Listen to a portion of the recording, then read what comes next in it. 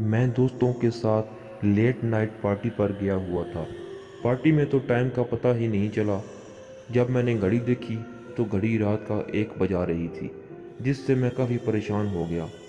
پریشانی زیادہ اس بات کی تھی کہ مجھے بہت سخت نیند آ رہی تھی اور نیند کی حالت میں گاڑی ڈرائیو کرنا کافی مشکل کام تھا۔ خیر گھر تو جانا تھا، اسی لیے میں نے گاڑی ڈرائیو کرنا شروع کر دی اور اپنی گھر کی راہ لی۔ تھوڑا سا فاصلہ طے کرنے کے بعد مجھے احساس ہوا کہ نیند کا غلبہ زیادہ ہو رہا ہے، اسی لیے میں نے قریب کسی ہوٹل میں رات گزارنے کا پروگرام بنایا۔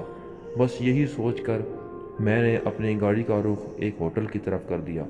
ایک بڑے سے ہوٹل کے سامنے میں نے گاڑی روکی اور سیدھا ریسیپشن پر پہنچ گیا۔ ریسیپشن پر ایک خوبصورت سی لڑکی کھڑی تھی۔ میں نے تمام فارمیلٹیز پوری کرنے کے بعد چابی لی اور اپنے کمرے کی طرف چلا گیا۔ میرا کمرہ نمبر 335 تھا، جو کہ ہوٹل کے تیسرے فلور پر تھا۔ اپنے کمرے کی طرف جاتے ہوئے راہداری میں سے گزرتے ہوئے دونوں طرف کمرے خالی تھے، جس سے مجھے کافی ڈر بھی لگ رہا تھا۔ جب میں کمرہ نمبر 333 کے سامنے سے گزر رہا تھا تو مجھے وہ کمرہ تھوڑا عجیب سا لگا۔ اس کمرے کا دروازہ باقی تمام دروازوں سے مختلف تھا اور مجھے اس کمرے کے اندر کسی کے ہونے کا احساس ہو رہا تھا۔ ابھی میں یہ سوچ ہی رہا تھا کہ مجھے اندر کسی بچے کے رونے کی آواز آئی، جس سے میں اور بھی زیادہ کیوریس ہو گیا اور یہ جاننے کے لیے بےتاب ہو گیا کہ اندر کون ہے۔ مجھے ڈر بھی ساتھ ساتھ لگ رہا تھا۔ تھوڑی دیر کے بعد ابھی میں وہیں پر کھڑا تھا کہ بچے کے رونے کی آواز دوبارہ آئی۔ کبھی بچے کے ہنسنے کی آواز آتی، کبھی کسی بچی کے رونے کی آواز آتی۔ دروازے کے باہر کی ہول سے میں نے اندر جھانکنے کا پروگرام بنایا۔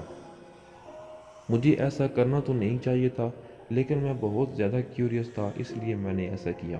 کی ہول میں سے جب میں نے اندر دیکھا تو اندر کا نظارہ کچھ عجیب سا تھا۔ اندر بیڈ پر ایک لڑکی بیٹھی ہوئی تھی، جس نے اپنے چہرے کو اپنے بالوں سے ڈھکا ہوا تھا۔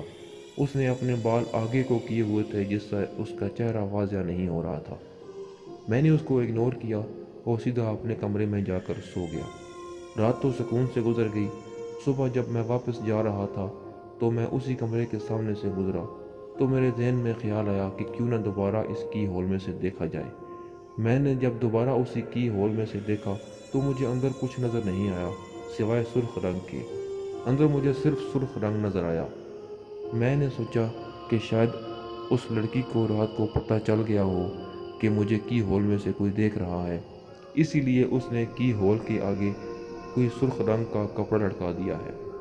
یہ سوچ کر مجھے کچھ شرمندگی بھی محسوس ہوئی کہ مجھے ایسا نہیں کرنا چاہیے تھا، اور میں شرمندہ نیچے ریسیپشن پر آ گیا۔ چابی جمع کروانے کے بعد میں واپس جانے کے لیے مڑا تو میں نے غیر ارادی طور پر اس لڑکی سے پوچھا کہ کمرہ نمبر 333 میں ایک لڑکی اکیلی کیوں رہ رہی ہے؟ کیا اس کے ماں باپ ساتھ میں نہیں آئے؟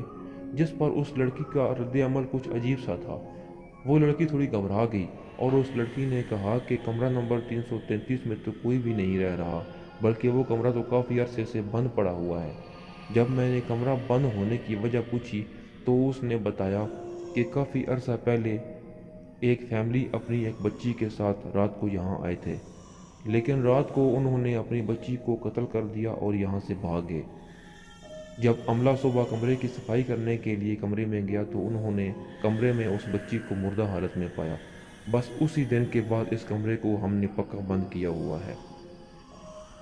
ہمارے سٹاف کے کچھ لوگوں نے اس راہداری میں کئی بار اس بچی کو دیکھا ہے، جس نے اپنے چہرے کو اپنے بالوں سے چھپایا ہوتا ہے، لیکن سٹاف کے کچھ لوگوں نے اس کا چہرہ بھی دیکھا ہے اور ان کا کہنا ہے کہ اس لڑکی کی آنکھیں انتہائی سرخ ہیں، جیسے کوئی دہکتے ہوئے انگارے ہوں۔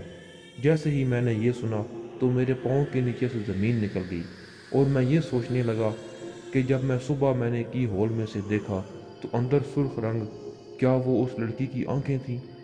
اگر وہ لڑکی کی آنکھیں ہی تھیں تو اس کا مطلب ہے کہ اندر سے وہ لڑکی کی ہول میں سے مجھے ہی دیکھ رہی تھی۔ بس یہ خیال آتے ہی میں نے اس ہوٹل سے باہر کو دوڑ لگا دی اور گاڑی میں بیٹھ کر اپنے گھر آ کر ہی سانس لیا، اور اس کے بعد میں نے کبھی بھی رات ہوٹل میں گزارنے سے توبہ کر لی۔ تو دوستو، آپ کو آج کی کہانی کیسی لگی؟ اگر اچھی لگی تو کمنٹس میں اپنی رائے کا اظہار کیجیے۔ مزید ایسی کہانیوں کے لیے میرا چینل سبسکرائب کریں۔ میں ملتا ہوں آپ سے نیکسٹ ویڈیو میں، تب تک کے لیے اللہ حافظ۔